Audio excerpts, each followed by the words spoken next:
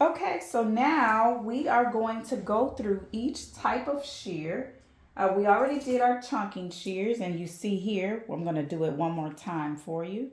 You see here, when we come in with my chunking shears, I am going to remove large chunks of hair. You see that?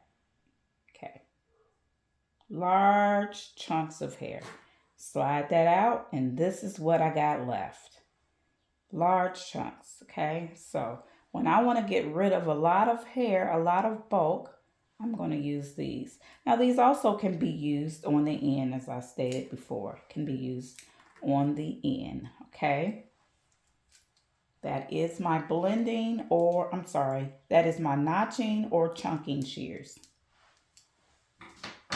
Now we're going to go into my next type of shear, my texturizing shear. Now the texturizing shear is going to give me some diffusion, all right? And this is when I need to get that hair. See that? That's that notching shear. See how severe that is? Yeah, not a lot of people want that. But anyway, my texturizing shear, this particular one right here, is going to give me a nice diffusion of fullness of that strand. So wherever I'm trying to go, it's going to take out a nice amount of hair. So we're going to cut, and these are a little old, but you can see it's not as much as my notching shear, but it is a removal of hair. Okay, we're going to slide that out. Gives me a diffusion of the hair. Nice diffusion. So you can see through it. You always can see through it, but this is actually my second take. Don't tell nobody. I messed up the first time. I pressed record and I didn't press record. Okay.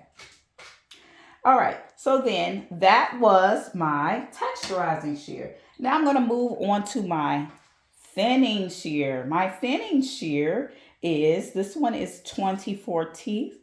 It is going to give me a nice blend. So when I remove this hair, unlike the other one, it kind of gives me more of a diffusion. So where I can like clearly see that that hair has been thinned out. This particular one will take out more hair, but the hair is finer. So it gives me a blended removal. This is a diffused, this is a obvious, and this is going to be a blended. Come in, we remove it, and take a look at that.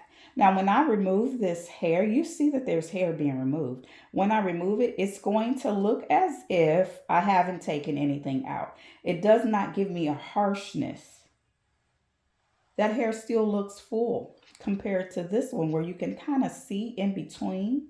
This is going to look more full. It's still full, but it did diffuse. It did take out some hair. It's a blended removal. Blended removal, okay? So these are my thinning shears. These again have 24 teeth. Blending. Excuse me. I call it a blending shear, but by the technical definition is not the blending shear. This is still the thinning shear. Sorry, I don't want to confuse you. All right, and then this particular last one has 28 teeth. 28 teeth is going to be very similar to my 24.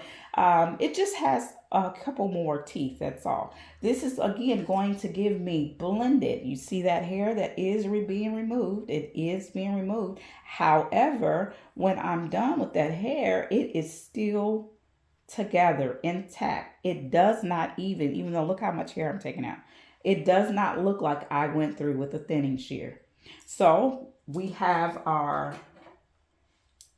thinning shears here, our two thinning shears that it is giving me blended removal. Then we have our texturizing shear. Excuse me. We have our texturizing shear. Our texturizer shear is going to give me more of a diffused removal of hair. You can see almost where those blades were in there. You can see that. And then we have our last one, our notching, that's going to just just disrespect the hair. It's disrespectful because it's just gonna take a big chunk out and like I really don't care. So this is our disrespectful removal of hair. Okay. So when you really ain't playing, pull out your notching or your channeling shears. I hope you got some information that maybe you weren't aware of, and that this class proved to be something that you can use in your toolbox. See you in the next course.